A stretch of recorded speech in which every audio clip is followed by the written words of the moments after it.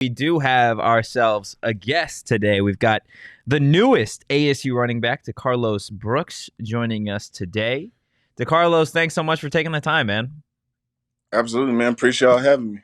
So I know we talked a little bit before we got started here, but you going from Cal outside of Chandler High School, and then now you finally get the opportunity to come home and be a Sun Devil. Just what has that been like for the last handful of weeks, knowing that you do get to come home?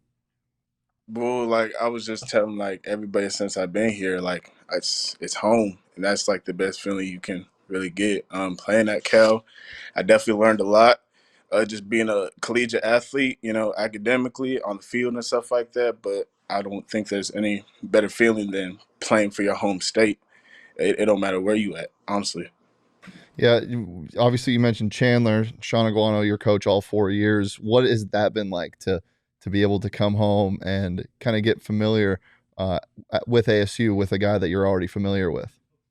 It feels great. Like I was saying, I've known Coach Guano since I was 14, 15 years old. So since I was really young, and just building that relationship all 4 years of high school.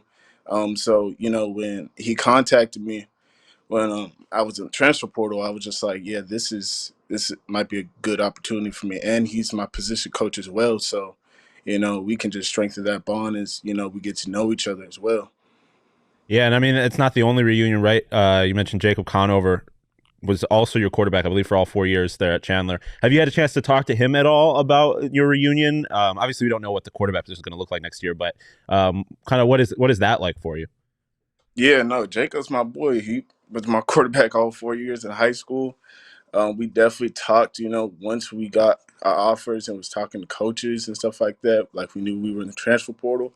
That was just uh, a familiar face in that whole process. And then we almost post our commitment photos at the same time. So I thought that was funny as well.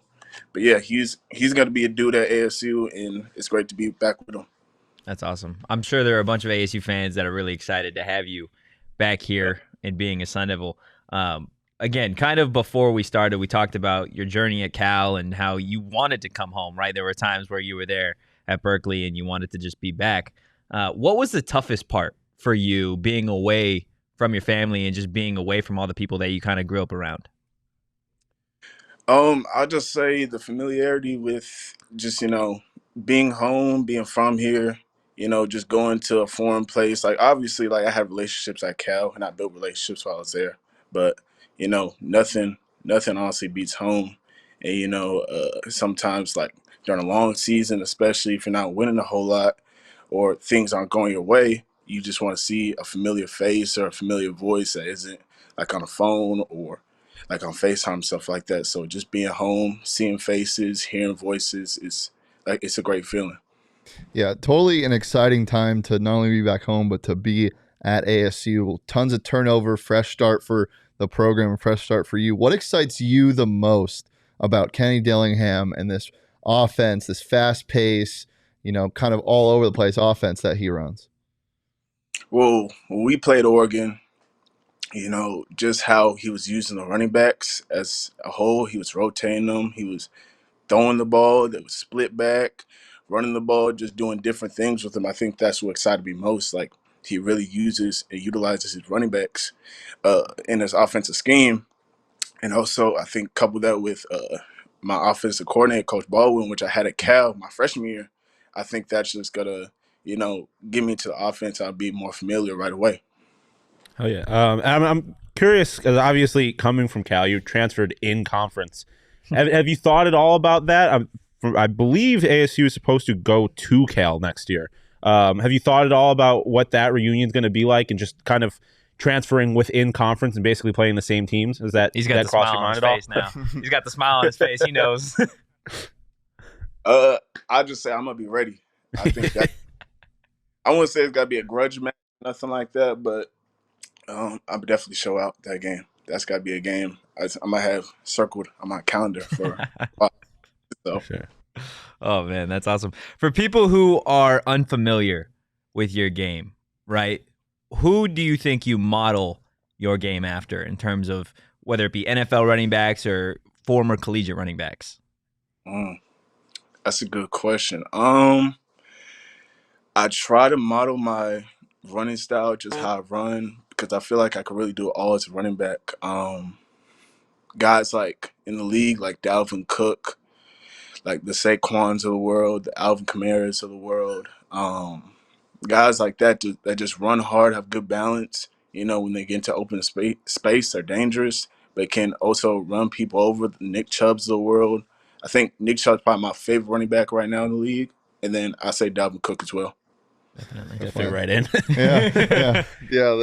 That Kenny offense definitely gets their playmakers in space. So that's exciting. I'm curious now that you're home, completely on football related.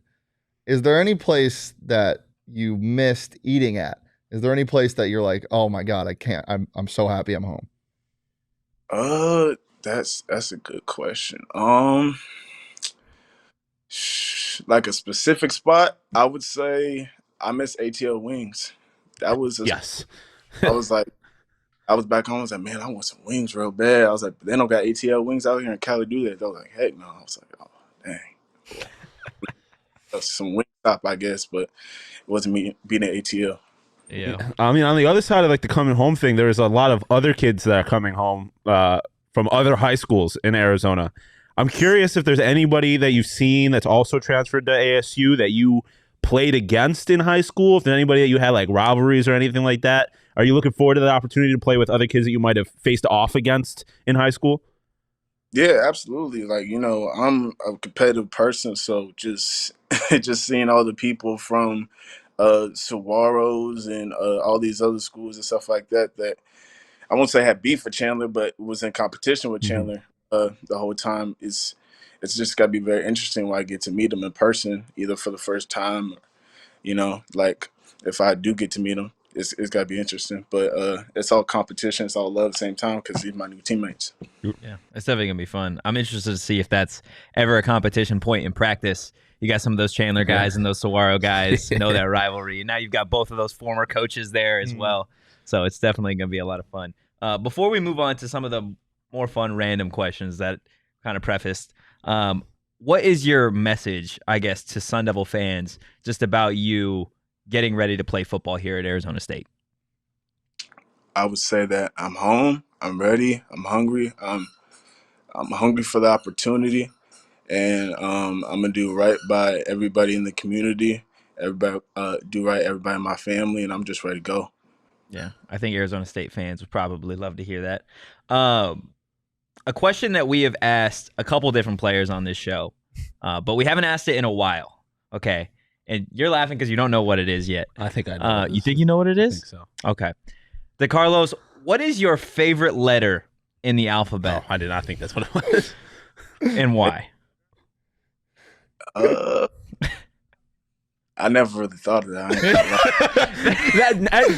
That's the right answer. That's the no, right you answer. shouldn't have ever thought. But we've had people like Joey Ramos Immediately. who is now like one of your offensive linemen. Immediately, he was the letter J and gave a full on about how strong About- yeah. hooks are and all this. It was Like, crazy. That's be weird though. yeah, but like he came like to town with a right answer on that. So He really thought about it. he thought about it. He thought about it. So you don't have a favorite letter in the alphabet? No, I was about to say D just because that's the first letter of my first name, but I can't even say that because I was like, is that really my favorite? I'm familiar with it. It's a deep rooted question, man. You're gonna get off this and you're gonna be thinking about it. Here's another question that we haven't asked on the show in a while. I think needs a resurgence. Let's say you are in a life or death situation Jeez. and you only have a sword. You have your training that you have right now with the sword, whether that be nothing or maybe you've used it. What is the biggest animal that you think you could take down with a sword right now? Sword? Ooh. I think y'all expect me to say bear or something like that. I don't think that's happening. Yeah, that's also the right answer. I would say like a big wolf or like a cougar. If I had a sword, how long big of a sword are we talking about though? We talking about You get to choose what kind of sword it is. It's any kind of sword. Oh yeah, I could take like a cougar or like Wolf, big wolf.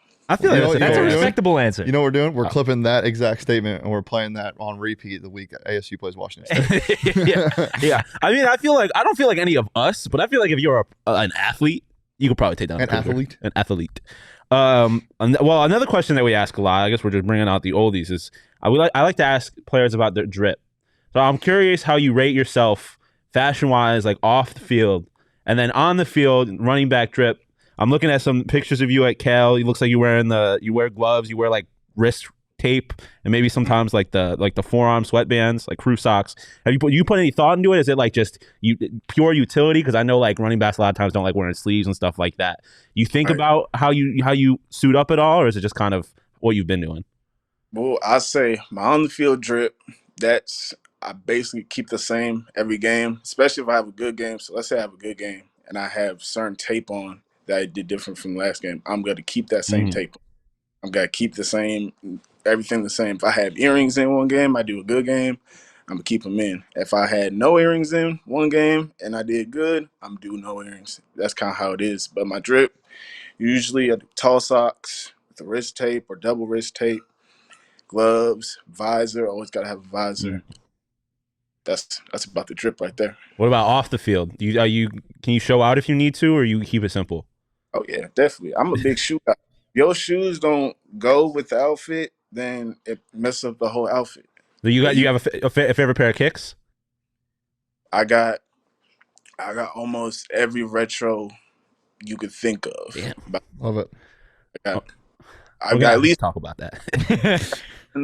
1 through 11 for sure. Damn. We're gonna need that. We're gonna need come through a with a shoe camera. tour at some point. Yeah. Oh man. So hey, part of that drip that you got on the field is a number 25. I'm curious if there is like a special meaning behind that for you. Well, my pops, he played in the league for the Cardinals for a few years, and he was number 25 too. So what's funny is I was number 4 ever since I think 6 years old. I was real young. I was number 4. And then when I got to Chandler, I was a freshman. I was number 4. I moved up to varsity. And Coach Aguano said, he's like, you can't be number 4. And I was just like, why? He's like, we already got a guy that's number 4. And it was TJ Green, Arizona. He at Liberty right now. He just graduated. Shout out my boy TJ. He was number 4 at the time. He's like, so you got to pick a different number. And I was just like, well, let's rock with 25. Well, I think 4 is going to be available on the offense, so it might be there if you want it. Right, right. Oh man. Last question before we get you out of here. We are in the age of NIL, the transfer portal, etc. If you could have any NIL deal, what would it be? Ooh, that's a good question. ATL wings. I would talk to ATL Williams. I'm not gonna lie. my cousin knows the owner, but honestly, if I could, I would get either like some sort of maybe even I'm gonna put this on camera right here. He's already doing it. Already doing the sponsorships. As a businessman, right? But I feel like a Nike or like an Under Armour, Adidas, something like that, something like big brand. That'd be awesome to have an NIL deal from them. But obviously, like I would do like little businesses too as well. Yeah, for sure, man. Well, thank you again for taking the time today, and good luck this season. I'm sure we'll get you in the studio, or we're gonna have to take a tour and see some of those kicks. Right. I absolutely appreciate y'all for having me. Have a good one, man. Thanks, DeCarlos. appreciate you.